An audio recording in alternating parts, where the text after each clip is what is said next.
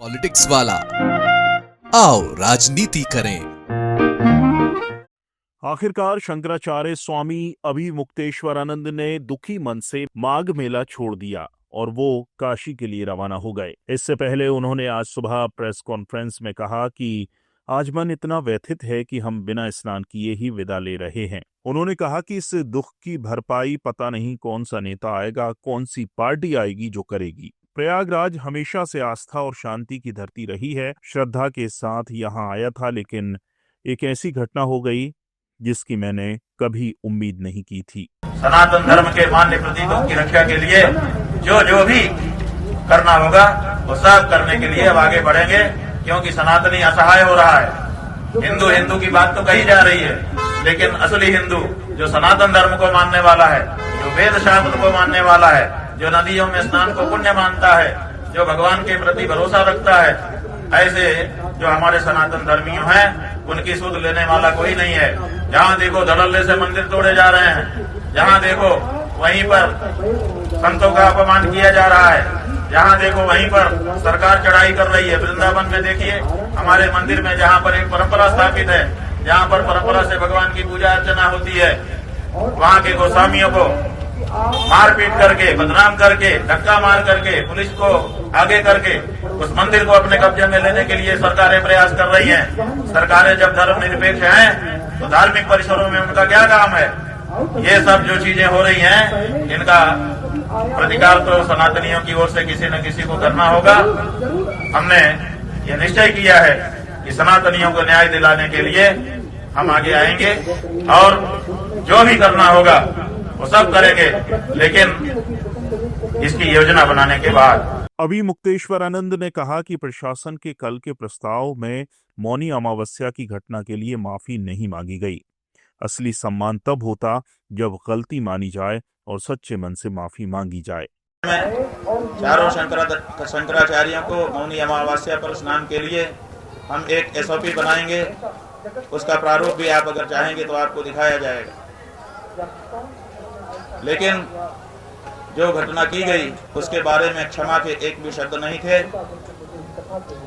हमको लगा कि अगर हमने ये प्रस्ताव स्वीकार किया, स्नान करने के लिए गए, फूल बरसवा लिया अपने ऊपर और आगे के वर्षों के लिए कोई SOP स्वीकार कर लिया, तो इसका मतलब ये होगा कि जिन सन्यासियों को, जिन ब्रह्मचारियों को, जिन वृद्धों को, जिन संतों को, जिन बटुकों को लांछित अपमानित किया गया, ये सब उसकी कीमत होगी।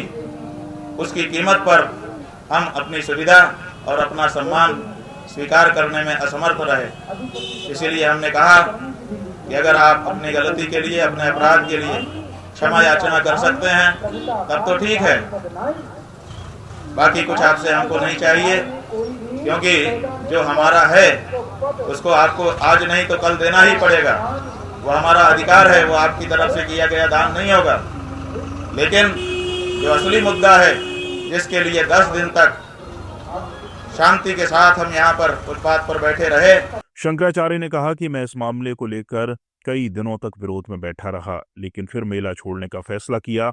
अगर पहले पालकी से स्नान कराना गलत माना गया तो अब वही बात सही कैसे हो गई? क्या संतों, सन्यासियों और ब्रह्मचारियों के साथ हुई मारपीट और अपमान की भरपाई ऐसे ही कर दी जाएगी? उन्होंने कहा कि कौन जीता, कौन हारा, इसका फैसला समय करेगा। क्या रणनीति? इसकी तो हमको अब बैठ करके रणनीति बनानी होगी। अभी तक तो हमने कोई रणनीति बनाई नहीं, हमने सोचा ही नहीं, क्योंकि हमारा ये विश्वास था कि लंबा समय मिल गया है, सरकारें इस पे चिंतन मनन करेगी, उत्तर प्रदेश की सरकार भी करेगी, और उत्तर प्रदेश की सरकार जिस पार्टी की है उसी पार्टी की सरकार केंद्र सरकार भी है, वे भी इस पर चिंतन मनन करेंगे, क्योंकि केवल ये उत्तर प्रदेश का मसला नहीं है, ये विश्व में जहाँ पर भी सनातनी हिंदू विद्यमान है उन सबका मसला है। जरूर इस पे विचार होगा। इसलिए हम भरोसा करके, आशा करके बैठे हुए थे, लेकिन आज 11 दिन के बाद वो आशा हमारी टूटी है, और इसीलिए अब इस बारे में हम जो हमारे सहयोगी लोग हैं, चिंतक लोग हैं, उनको बुलाएंगे और बुला करके उनके साथ बैठेंगे और एक रणनीति बनाएंगे और उसकी घोषणा आपके माध्यम से करेंगे। आपको बता दें कि प्रयागराज में माघ मेला 15 फरवरी तक चलेगा। अभी 2 स्नान बचे हैं, माघी पूर्णिमा 1 फरवरी और महाशिवरात्रि 15 फरवरी। यानी विवाद के कारण शंकराचार्य ने माघ मेला 18 दिन पहले ही छोड़ दिया। मौनी अमावस्या के दिन शंकराचार्य का प्रशासन से विवाद हुआ, फिर वे बिना स्नान किए लौट गए।